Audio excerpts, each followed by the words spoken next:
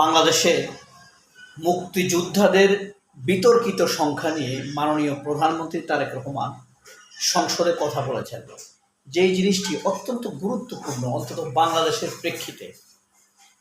মুক্তিযুদ্ধ বাংলাদেশের স্বাভাবিকভাবে একটি গৌরবদীপ্ত অধ্যায়।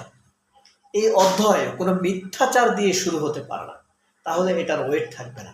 আমরা সাধারণত মুক্তিযুদ্ধের কথা বলার সময় যেই কথাটি সবার আগে বলি, কোন কথাটি বলি আমরা সবার আগে? 30 লক্ষ শহীদের রক্তের বিনিময়। আসলে 30 লক্ষ শহীদের ব্যাপারটা কি সত্যি? প্রথম কথাটাই মিথ্যা। তাহলে এই মুক্তিযুদ্ধ তার মরালিটি নষ্ট করছে এই মিথ্যাটাকে ধরে রেখে। এটা কি মুক্তিযুদ্ধের দোষ? না, এটা যারা মুক্তিযুদ্ধকে নিয়ে ব্যবসা করেছে, মুক্তিযুদ্ধকে ব্যবহার করে ধর্মকে মেলাইন করার চেষ্টা করে, ছোট করার চেষ্টা করে, মুক্তিযুদ্ধের কথা বলে এদেশের মানুষের, মুসলমানের অধিকার নষ্ট করার চেষ্টা করে, তারাই এর জন্য প্রধানত দায়ী। দেখেন, যখন দেশ স্বাধীন হয় 1971 সালে, 73 সালে তার তালিকা প্রণয়ন করে শেখ মুজিবুর রহমান। তখন 30,264 জন মুক্তিযুদ্ধের তালিকা ছিল, 30,264। এরপরে আওয়ামী লীগ 96 সালে ক্ষমতায় আসলো। শেখ মুজিব তো গেছে 75 সালে। 96 সালে ক্ষমতায় এসে তারা এক ধাপের 2 ধাপ বাড়িয়েছে তখন।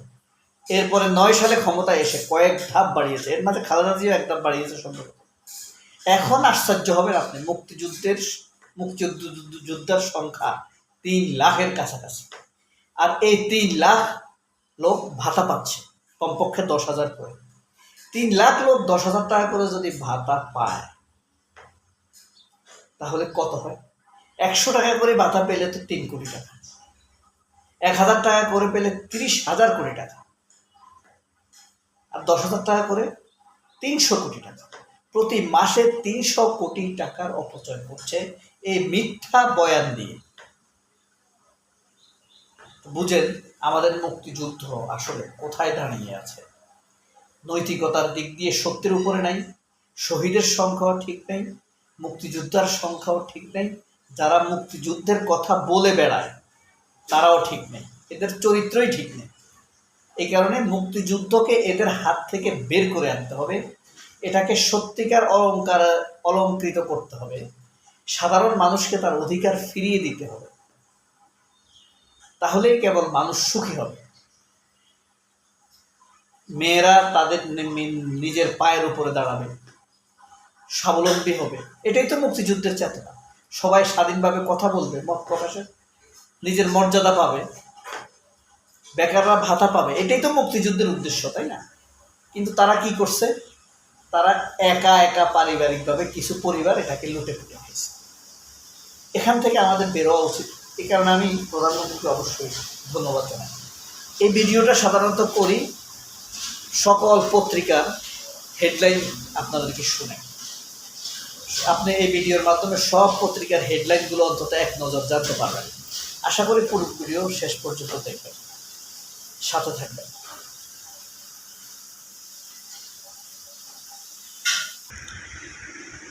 দৈনিক আমার দেশ পত্রিকার প্রধান শিরোনাম: শিক্ষার মান নিয়ে চরম অসন্তোষ অভিভাবকদের।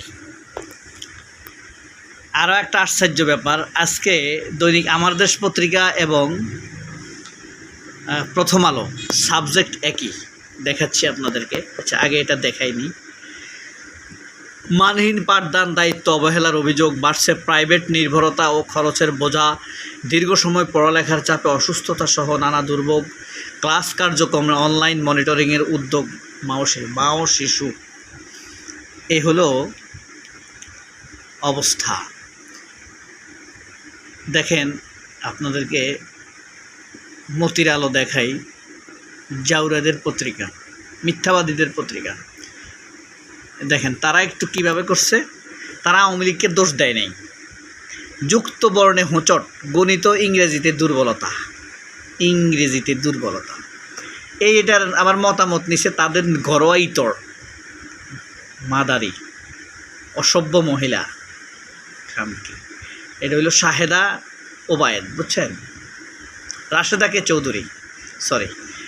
কে চৌধুরী এটা উপদেষ্টা ছিল, আস্ত শয়তান, লাকির আত্মীয়। সমকাল, দৈনিক সমকাল, তালিকাভুক্ত সন্ত্রাসী জামিনে বেরিয়ে আবার অপরাধ করছে।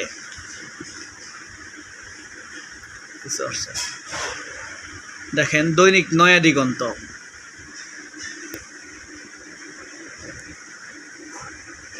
সংসদীয় এখতিয়ার ও গণভোটের ম্যান্ডেট বিতর্কে নতুন সংকট।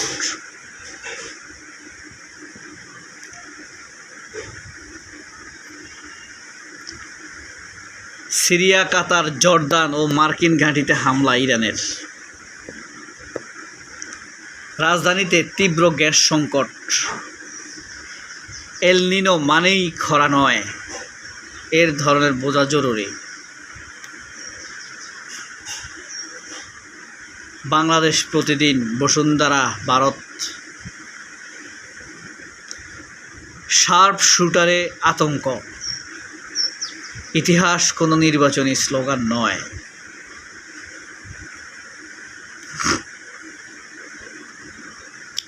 আগামী সময়, অতিরিক্ত ক্ষমতার ফাঁদে বিদ্যুৎ, সক্ষমতার ফাঁদে বিদ্যুৎ। ক্ষমতার চূড়ায় চড়েও সাধারণের কাতারে। এটা হইল এই পত্রিকার যে সম্পাদক, সেও আওয়ামী লীগ, আর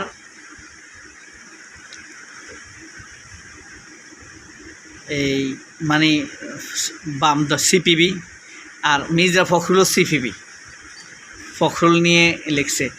ক্ষমতায় আসার পর সবচাইতে বেশি মিথ্যা কথা বলছে ফখরুল, দ্বিতীয় হইল সালাউদ্দিন। সবচাইতে রিভার্স কথা বলছে। এখন হেরে ভালো বানাচ্ছে। এটা এরে দিয়ে মেঘনা গ্রুপ দালালি করাইতে পারে। এই হইল অবস্থা। কালের কণ্ঠ, বালতাল।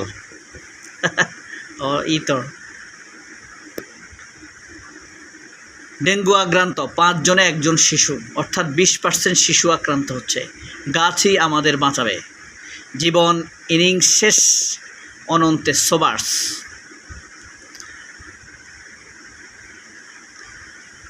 ইসলাউদ্দিন বাটপার, সাংবিধানিক বাটপার। বন্যায় ক্ষতিগ্রস্তদের পুনর্বাসনের উদ্যোগ নিচ্ছে সরকার। এই বাঞ্চোদরা আর বিশ্বাস নাই। খানকে মানুষের সাথে প্রতারণা করে। আশা ফেরানোর অঙ্গীকার নিয়ে ব্রিটেনের প্রধানমন্ত্রী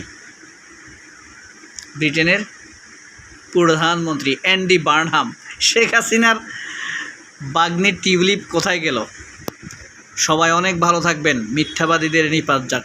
আল্লাহ হাফেজ। আসসালামু আলাইকুম।